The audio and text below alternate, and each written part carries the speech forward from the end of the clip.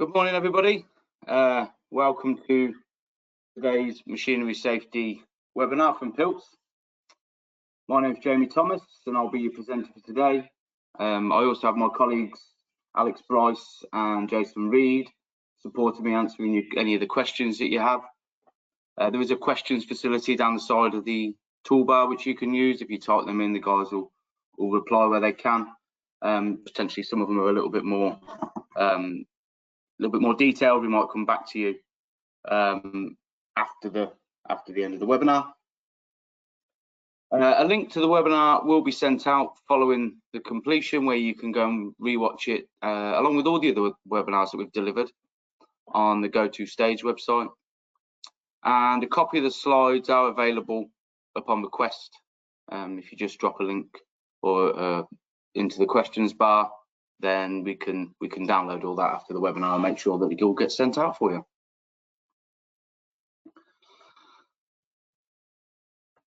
So today's webinar on safety compliance for new machinery. The reason we've decided to do something on this is, as Pilz, we work with a lot of big or small organisations, and we support people through their projects from a safety compliance perspective. And we just see a lot of the same issues and the same mistakes that get made throughout the life cycle of a project. So we thought it'd be beneficial to run a webinar and just run through how we support people through projects that work well. And when we're involved early enough, we can implement a strategy which can support you throughout the life cycle of your project and make life a bit easier for you, really. So the agenda we'll run through today is we're going to just quickly start with a simplified project flow. It isn't all-encompassing, it is simplified. And just to sort of state out the stages of the project.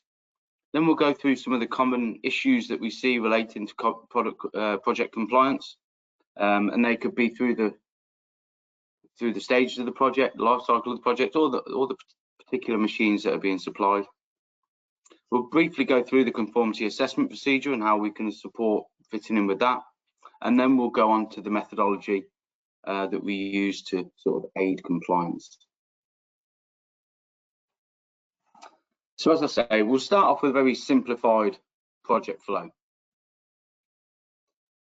So when you're starting your new projects, you will obviously define the requirements of the new machine or the line that you're gonna purchase. And obviously there's a reason that you purchase this equipment, because you want to make a specific project or product, or you want to upgrade existing lines or something like that.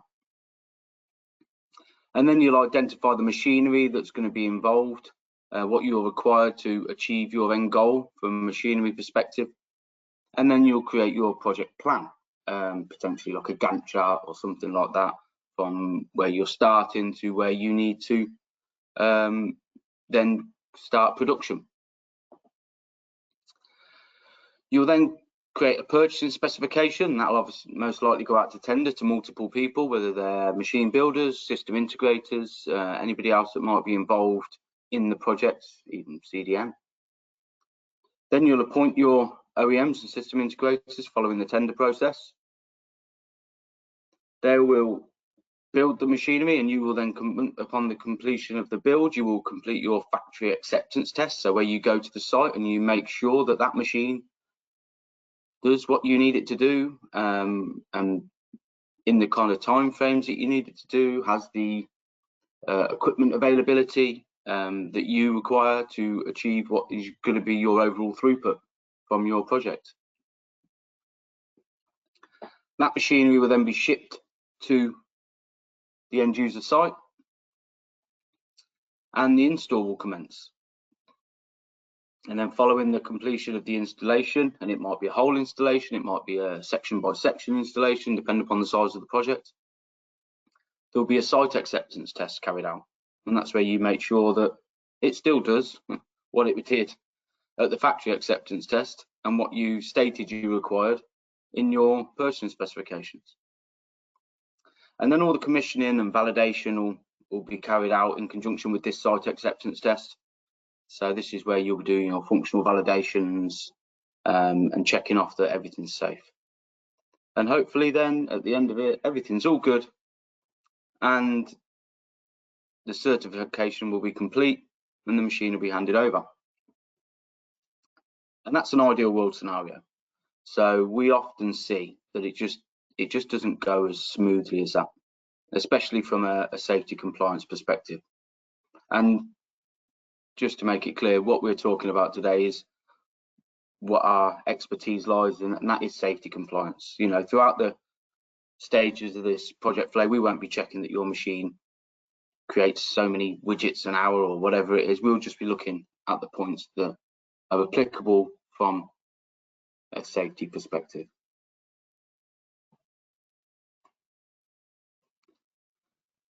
So common issues.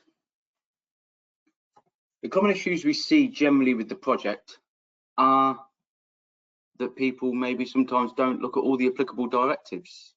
So I've put, for example, you've got machinery directive, low voltage directive, EMC, electromotive current directive, ATEX or pressure equipment.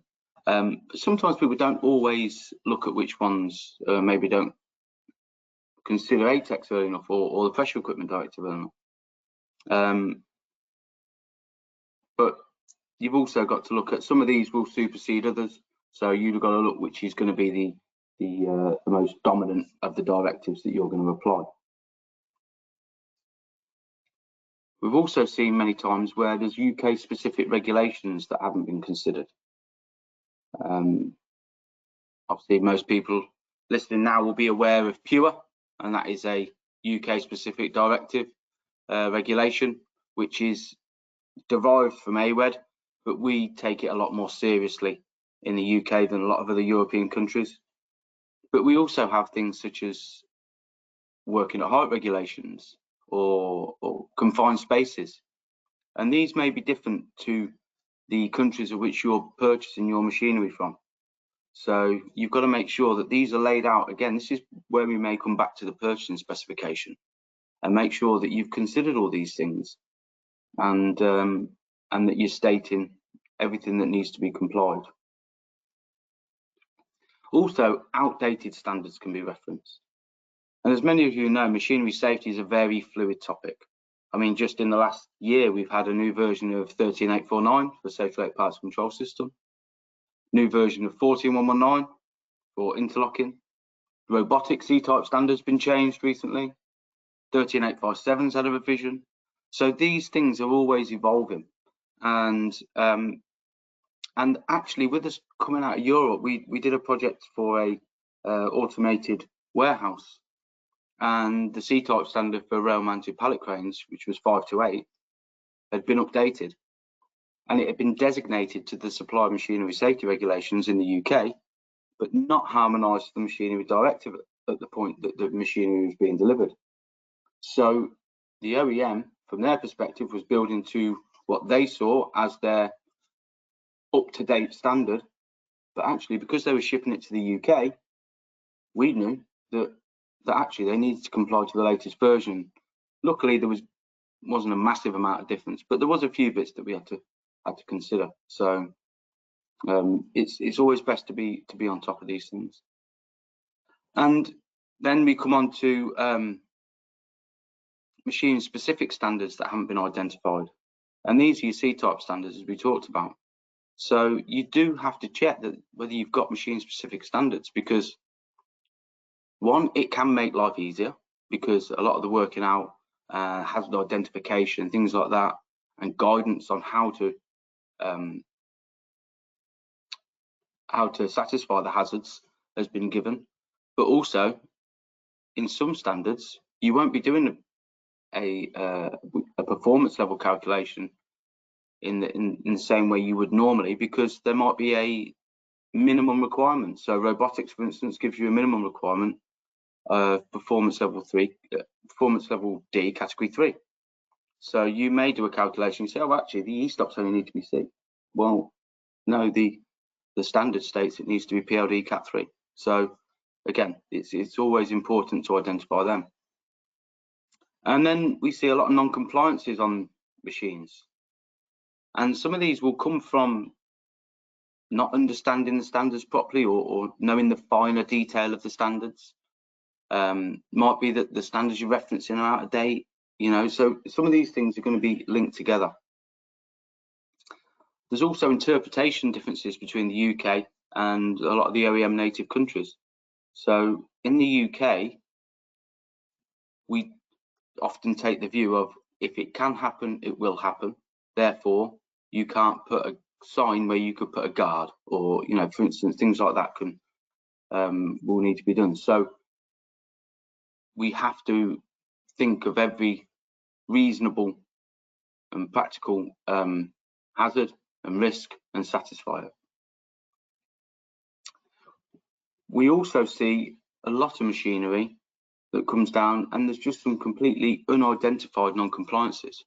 So we may review a risk assessment that's been done by an OEM or an integrator or somebody, or just somebody else, somebody at the end user, and we're picking up more non-compliances than are documented in the actual risk assessment.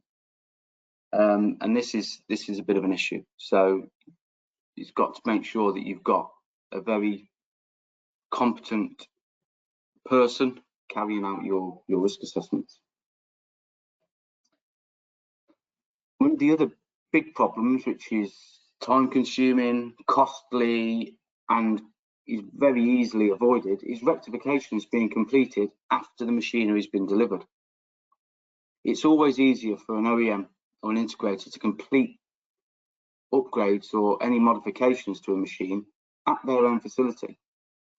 And especially if you're buying machinery from outside of the UK, these OEMs will have their own people, maybe their own mechanical workshops that they can use. If they come to the UK, they've either start by shipping new parts over or finding local suppliers. And this, again, like I said, this is time consuming and costly, and can be, and doesn't need to happen. And one of the big ones that we see with what are called complex assemblies are, you get to the end and there needs to be an overall certification for the complex assembly, whether that's a line or a complex cell or something like that, with multiple OEMs and integrators supplying into this, and it hasn't been stated who's going to take ownership of it, who's going to be maybe the principal OEM, or are you going to employ someone such as ourselves to complete that, be the authorised representative, who's going to sign the declaration of conformity. And then in some cases it falls down to the end user, and that's not an ideal situation. With the on-machine issues, these happen: new machines, old machines, you know, systems of all different types and sizes. So we see a lot of insufficient guarding where there's gaps, or there's no guarding in some of the worst cases. It's damaged, the mesh size is wrong, reach over or reach under hasn't been considered. So we see a lot of this. Incorrect positioning of ESPE, electrosensitive protective equipment, so light curtains, scanners, radar. You've got to do your 13855 calculation, the S equals K times T plus C calculation, to determine and validate that your light curtains or scanners or whatever are set at the correct distance or with the correct range, to make sure that nobody can come into contact with dangerous moving parts of the machine. Another big one, which we still see a lot of, is possible fault masking issues with guard switches and interlocking circuits. So when 14119 came in and took over from 1088, there was a technical report, TR24119, which gave some support and actually guidance. And within there, it stated in a small statement under a table about how many guards you could have open at any one time. It said, if any case, fault masking could occur, i.e. multiple movable guards could be opened at the same time for general use or service, then diagnostic coverage is limited to none. So basically it's saying if you have fault-free contacts in series, you can claim diagnostic coverage. If you can't claim diagnostic coverage, you'll see in table K1 Annex K 13849 that you automatically revert to a category 1 architecture and therefore can only achieve performance level C. And it was a big game changer. We still see a lot of people not doing that, and also things around motivation to defeat and all the table 3 requirements. We see emergency stops and guard switches in the same circuit. Again, with the revision of 13850, the last revision, it stated that e-stops must always be available and take precedent over all of the safety functions. But if e-stops are in series with guard switches or light curtains that have bolt-free contacts or anything like that, and that device is broken, then the emergency stop is not active, is not available. So then again, it's a compliance, non-compliance to the standard. We see open access to dangerous moving parts of machinery, or uncontrolled access into moving machinery, so there's no rotation or speed monitoring. So you're not looking for 0 speed when you request to enter, or you're not monitoring that the machine stays at 0 speed, or even a slow speed if you're doing some sort of setup or inspection. Pneumatic and hydraulic controls are not always considered. They were, everybody thinks of the electrical power, and they want to shut everything with redundant contactors and, or save torque costs to drives.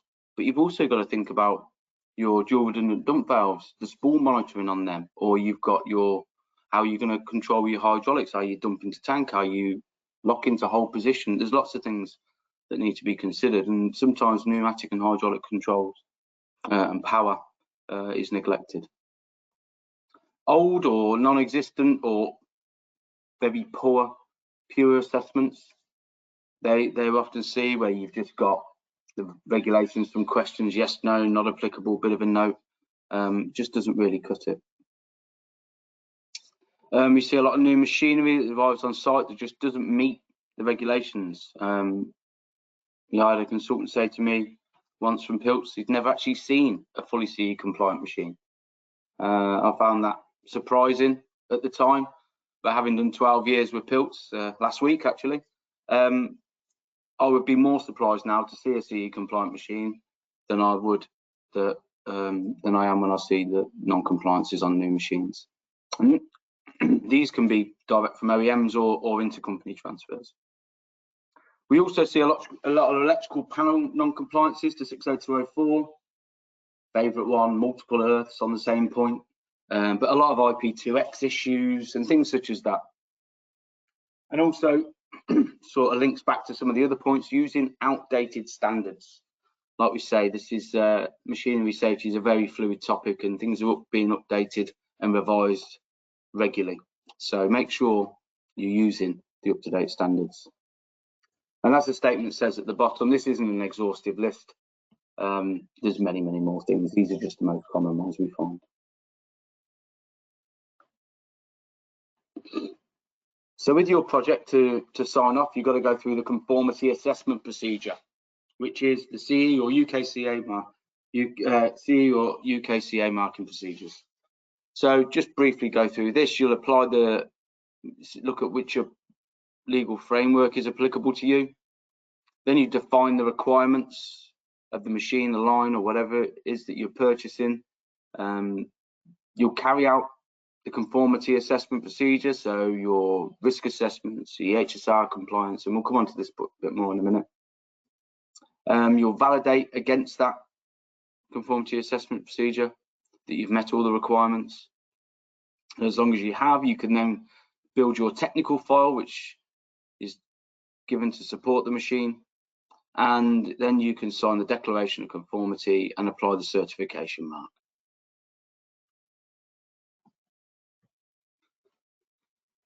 But who's responsible for this? So it can be a variety of people, and things have changed with us coming out of Europe, or if you've got OEMs that are supplying machines into the European Economic Area. Generally, it's the original equipment manufacturer, or it could be a system integrator, especially in the situation where you've got a robotic cell, because a robot is essentially a partly completed machine, because it doesn't meet the requirements of the definition of a machine, as it doesn't have out of the box a specific function that it's going to complete. But it could also be any agents that are importing machines. So if the OEM doesn't have a registered address in the UK or Europe, then whoever's importing that machine will essentially become the owner of the certification. If you as a company, if you're an end user, or even an OEM that's putting a cell or a machine together with various parts, which one of them could constitute a machine in their own right, and that supplier does not give you, it doesn't have address in the UK or Europe, you could become the person responsible for certification. But if you build your own machines and you're going to place them on the market or put them into use, it doesn't mean sell, it just means if you build a machine and it is used in a work environment, then it's going to be required to be certified. Or it could be if you substantially modify a machine beyond its original specifications. So if the modifications you are doing then constitute significant change, so do you increase the speed over the original specification that it's going to operate at, introduce hazards which aren't going to be satisfied by the existing safety electric control system or guarding system. There's a few other bits and bobs that we go through, and then that's where you can look at to see if you constitute significant change. And also, as it says at the bottom, be aware of this: if you're directly importing machines into the UK, importers are responsible for signing the declaration of conformity now. So that's it. Another point where certification will be required is for complex assemblies.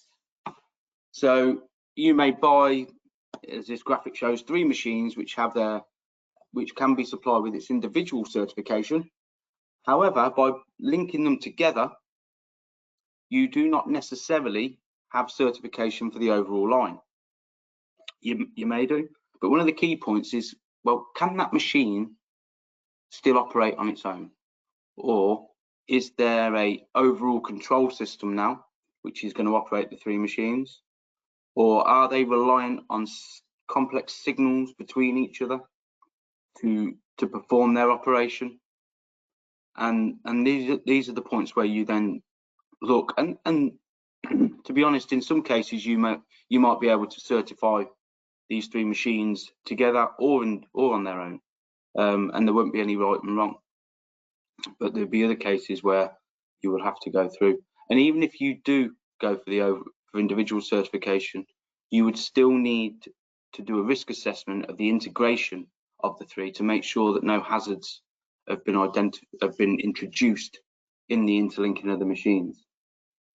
One of the key points just to make you aware of, if the 3 machines are coming to be assembled together and then they arrive with a declaration of incorporation, one of the differences in the technical file there is that the OEM will need to give instructions on how to safely integrate their machine into an overall line.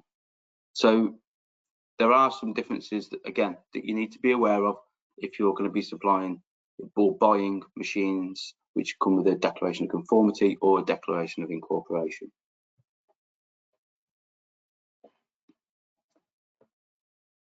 So the method to aid compliance. So this is what we kind of work through when we're working on projects with customers that we partner with. And you may have seen this Pilz machinery lifecycle. It's a graphic that we coined many years ago for our machinery safety services, and it takes you through the various stages of compliance. So you've got a risk assessment, which is a 12100 risk assessment. Then you've got a safety concept. This isn't a requirement, but it's a very, very beneficial document.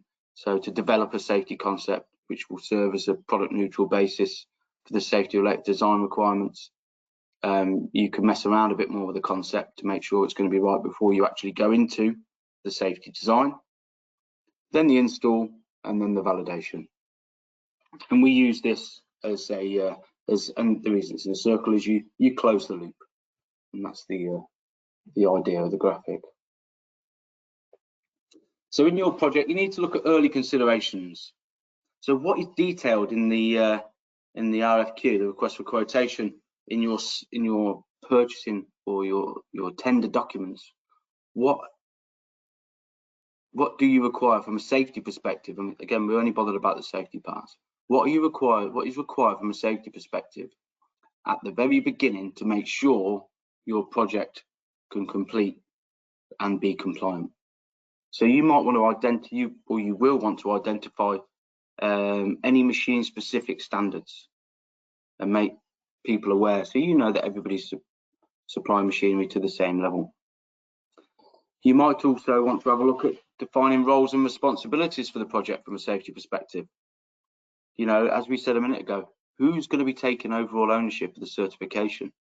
What do you have payment gateways? Are you going to say, well, actually, you're not going into build until we're happy with your design, and then you're not shipping until we're happy that the machine is compliant?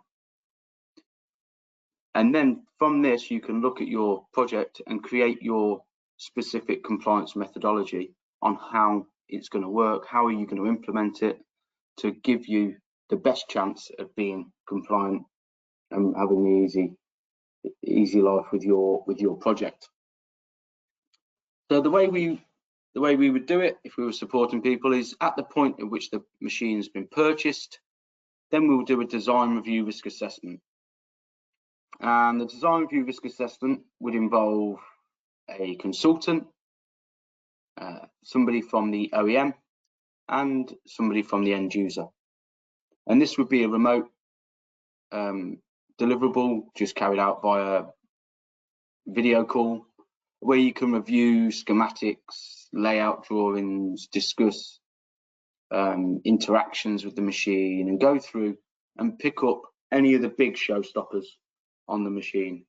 We've done it before when we've done projects where the OEM is not from the UK, so we've actually utilised a Pilz consultant from the OEM's native country as well.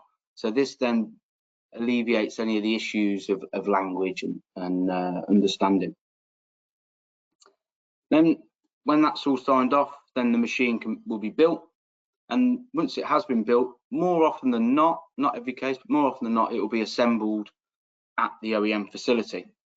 So you can go then and do an EHSR and SOE compliance review and a physical risk assessment of the machine. Because with all the best will in the world at the design review risk assessment stage, you still can't guarantee you're going to pick everything up until you get your hands on a physical machine. So the EHSRs, the essential health and safety requirements, these are the parts in the machinery directive or the supply machinery safety regs that all your standards are written to give you compliance to, and these are the legal requirements. So we'll go through these, and they're not all physical things. You know, some of them are going to be around documentation and training and very specific parts in the operating manual that have to be stated, etc. But we can review them and pick up all the bits early on in the process that are going to need rectifying. And again, if the OEM is not in the UK, we've previously used consultants in the OEM native country to go and do these assessments to reduce travel costs. And we've had other companies that we work with that said, no, actually, we want the UK guy to go over there because we want the same person to follow the project through. And it makes no odds to us, really. that's a personal choice for the company. So once everything's satisfied, then we get a tick there. The machine can be delivered to site. And once it's delivered and installed, we'll come and do an EHSR SOE review, because there probably will still be some bits that weren't correct at the machine build stage, and a post-measures risk assessment. So it might be that things need to be changed, but also you've got to have a risk assessment to look at where the machine's going to be stationed and where it's actually going to be operated, because there could be things in the ambient area which cause or introduce further hazards. And then you can do a full functional validation of the safety related control system. So you'll check that it operates as per the SRS states. It reacts as required under fault conditions. You know, if there's sequencing, there's been no human error in the installation, all things like that, which you're going to need to do as per the requirements of 13849 Part 2.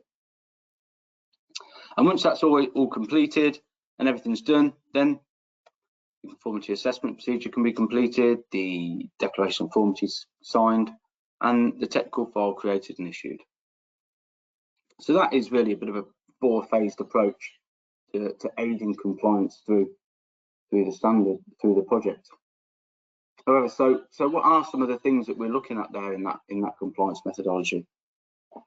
So the essential health and safety requirements, it says out the machinery directive, before placing machinery on the market and/or putting it into service, the manufacturer or his authorised representative shall, and that's the key point, shall ensure that it satisfies the relevant essential health and safety requirements set out in Annex 1. So you can see it's in the directive, which is a law. There's a shall in there, which is always a non-negotiable in any documentation. So some of the EHSRs that you would have to consider, the general ones are in 1.1. Then when you get to 1.2 is where you're going to be around more the safe select control systems. So e-stopping 1.2.4, 1.2.5 for selection of control or operating modes, and this is more prevalent, especially as we talked about briefly, motivation to defeat with interlocking guards, and the flowchart there states can you put safe modes in to reduce that, or you may have setups, you may have teach modes. There's lots of things that you do, and there's specifics in these to talk about what the requirements are to achieve that EHSR. You've got to protect against mechanical hazards for 1.3, characteristics of guards and protective devices, and then if there's any special requirements. This section on risk due to other hazards, there's sections on maintenance, and information that's got to be supplied with your machine. So it's not a quick job to go through these EHSRs, and if we do it through a project, it generally takes one of our consultants for a single machine around about a day to check through them and see what's applicable and see whether they're compliant or non-compliant. So it's a key part. The risk assessment. So you can see the pyramid of standards here. The risk assessment standard is an A standard, and it's EN ISO 12100. So there is a standard for machinery-based risk assessments, and it's set out with its own methodologies. So it's not the same as a general health and safety risk assessment or just machine interactions, slips, trips and falls. There's very specifics which we'll come on to in a minute. B standards, just to quickly run through, these are your generic standards. So these are the ones that are going to apply to the majority of machines. Some will apply, some won't, but there's a big list of them: 13849, 13857, 13850, 4120 guards. We've discussed a few of them already, and there's a big list of these.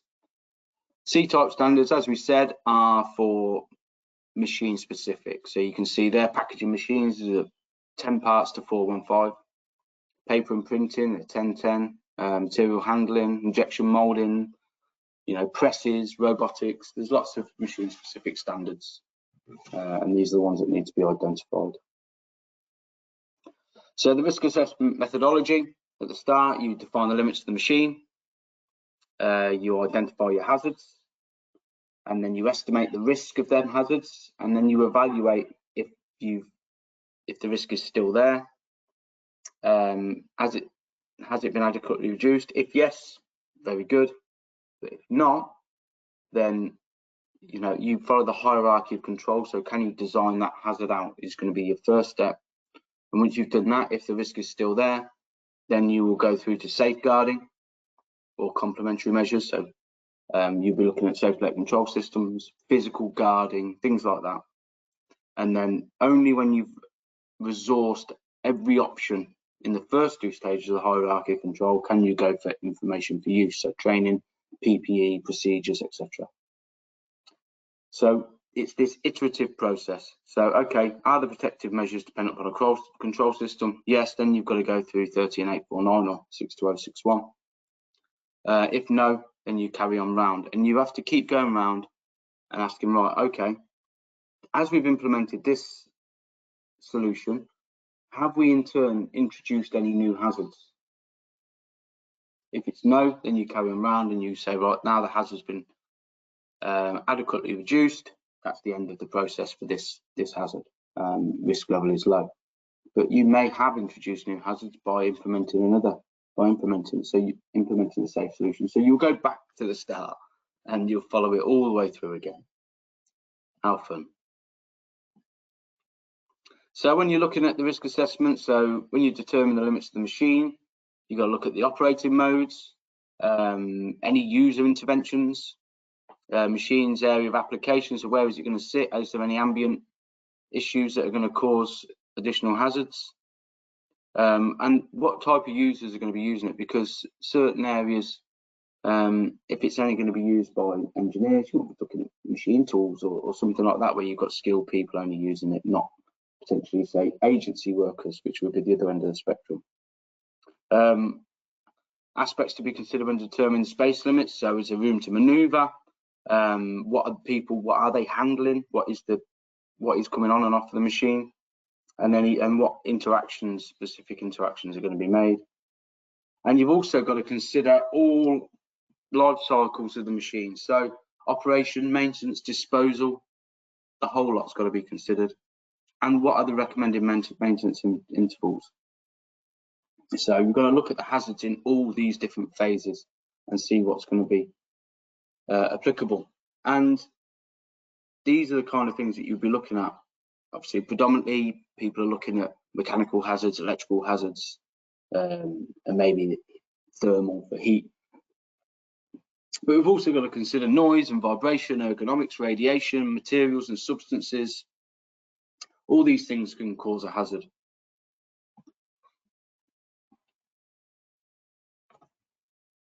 So then you come to your risk estimation, and we use our own internal method, which is called the PHR, the Pilz hazard rating. This isn't an industry standard or anything like that. It is based on the HRN system, but it is our own internal scoring system.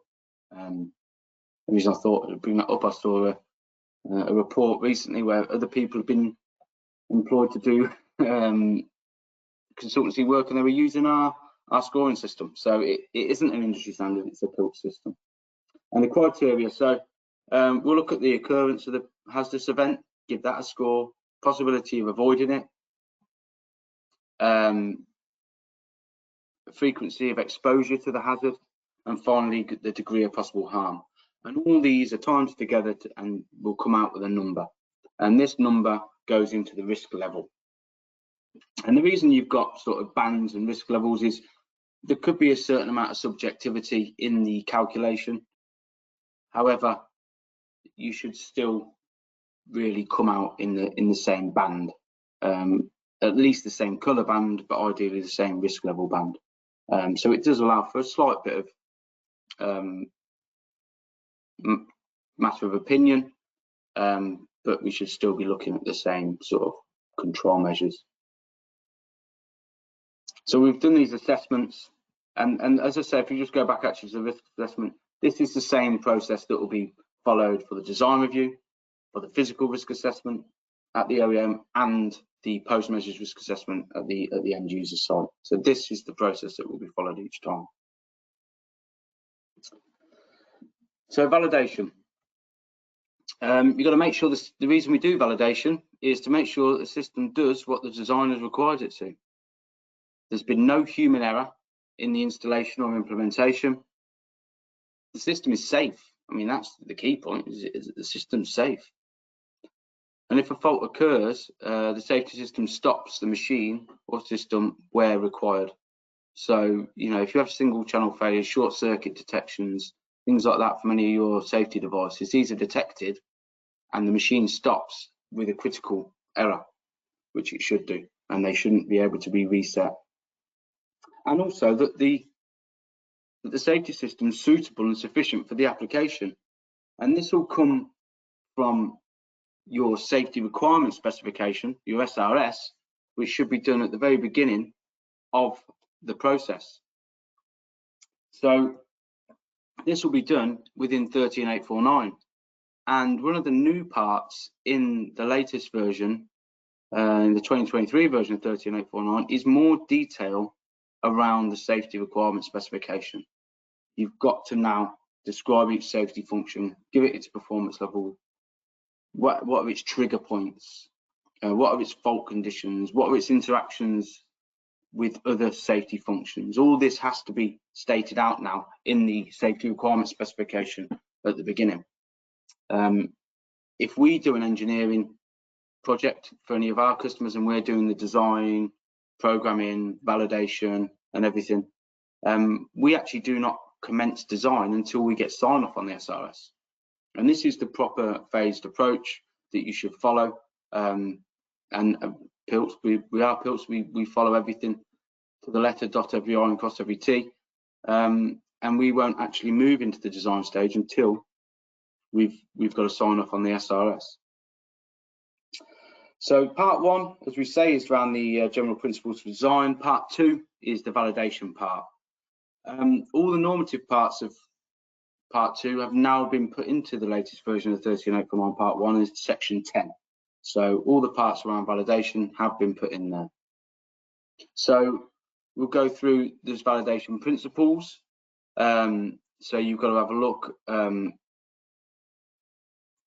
how you're going to apply the analysis and execution of functional tests, what the foreseeable conditions are, and usage and foreseeable misuse potentially. And you've got an overview of that, what categories of circuit, and then based on the categories of circuit in the standard, there is a table which tells you the level of fault detection that will be required. Analysis should start as early as possible, but analysis does not substitute physical testing. It can complement it, but it doesn't substitute it. And the reason you start it early is because you can correct the problems early, and it goes back to this methodology that we've been running through today. So you go through the design, technical realization of the safety function, evaluating the performance level.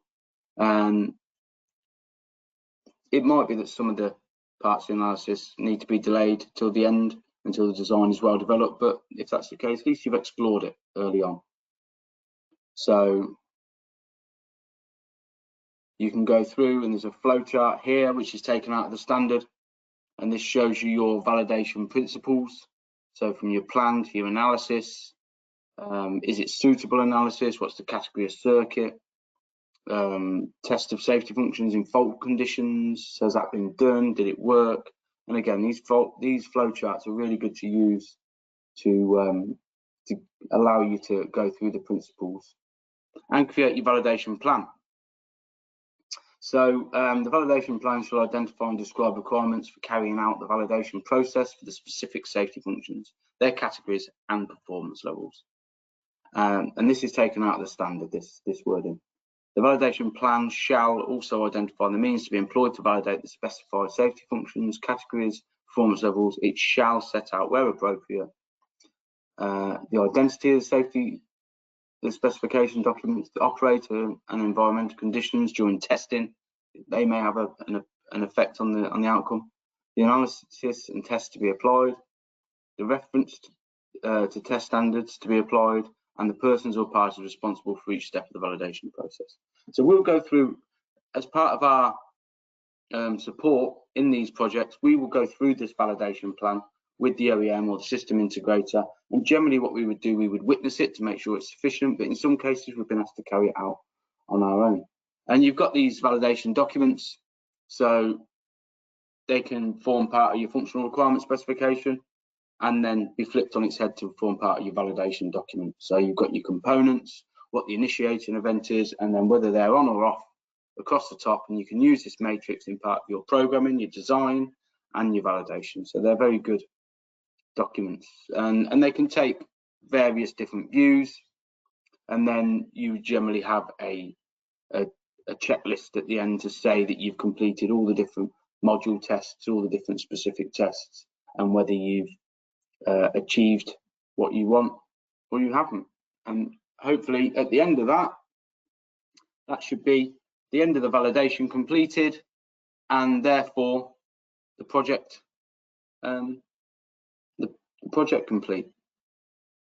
So just to finish up, we'll just run through again just quickly, just to sort of reiterate the methodology we use to aid compliance. Initial stage, as we say, upon the purchase of the machine, there'll be a design review risk assessment, and these will follow this 12100 risk assessment standard. The difference in the design review, you will probably be looking, or you will be looking at naked hazards of the machine and identifying them from there, not with any existing control measures which have already been implemented by the OEM. And this will be a remote video call with machinery safety consultants. And it's always best, as I say, to get the OEM and the end user, because there's going to be specific interactions. There might be certain specifics about how the end user is going to use that machine in their environment, which may affect the safety of the machine. Then you'll do the EHSR and SOE. So SOE is safe operation of electrical equipment. So this is all your 60204 stuff that we looked at, and LVD and EMC compliance. And this will be carried out with the risk assessment at the OEM facility. Then, following the shipping and delivery of the machine, its installation, we will look at the EHSR and SOE review. So where there was non-compliances before, we'll hopefully be updating them to say they're now compliant. And the same with physical risks on the machine. We'll hopefully then be updating them risk assessment reports to reflect the machine in its upgraded condition, and therefore showing that everything is now compliant and safe to use. From there, you'll complete your validation and verification. So as we said, the validation is the functional testing of the machine. The verification is what would be done by the OEM or the system integrator, probably at the design phase, and this is your performance level calculation. So it's through we used to previously have the Pascal verification software. Many of you may use Systema, and that's what this is. So the verification is the paperwork calculation. And then, as I say, hopefully everything's all good and the machine can be signed off, the technical file can be issued, the UKCA CE certification can be completed, and the signing of the declaration of conformity, and all the way away we go. It might be a case that with multiple OEMs or multiple integrators, nobody wants to take ownership of an overall line, or your machines are coming from outside the European Economic Area or outside the UK. In these situations, then you would need to appoint either sign it yourself or appoint an authorised representative. We can fulfil that role if required, but to be the authorised representative, we would really need to go through this full process, because obviously we would be putting the Pilz name on a declaration of conformity and a certification plate, and if that's the case, then the machine would need to be fully compliant. And that, people, is the end of today's webinar. So hope you enjoyed it. I hope you found it beneficial. If you have any questions, I'm sure Alex and Jason will have answered most of them. If not, we'll get back to you as soon as we can. But just like to say thank you for your time and have a great weekend.